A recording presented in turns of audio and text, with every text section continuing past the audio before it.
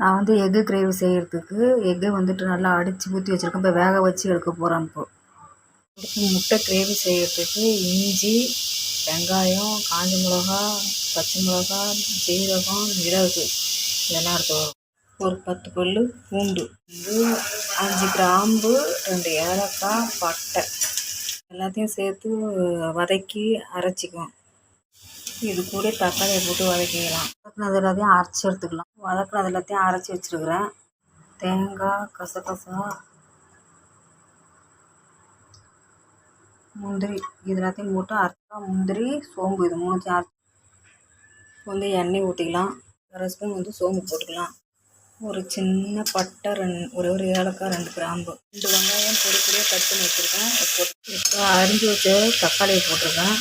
தேவையான உப்பு போட்டு வெங்காயம் தக்காளியும் வதங்கி வச்சு இப்போ அரைச்சி வச்சுருக்க இது போட்டுக்கலாம். 1 ஸ்பூன் தனியா தூள், காஷ்மீர் மிளகாய் தூள் 1/2 ஸ்பூன் போடுறேன்.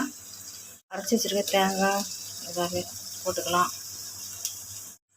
உங்களுக்கு எந்த அளவுக்கு கிரேவி தேவையோ அந்த அளவுக்கு தண்ணி ஊற்றிக்கணும். இது பாருங்கள், பன்னீர் மாதிரியே இருக்குது. ஆனால் இது நான் எக்கு வேக வச்சு எடுத்து வச்சுருக்கிறேன். பன்னீர் மாதிரி கட் பண்ணி வச்சுருக்கேன். நீங்களே இதுமாதிரி செய்து பாருங்கள், சூப்பராக இருக்கும். கட் பண்ணி வச்சுருக்க எக்கு எல்லாத்தையும் போட்டுக்கலாம்.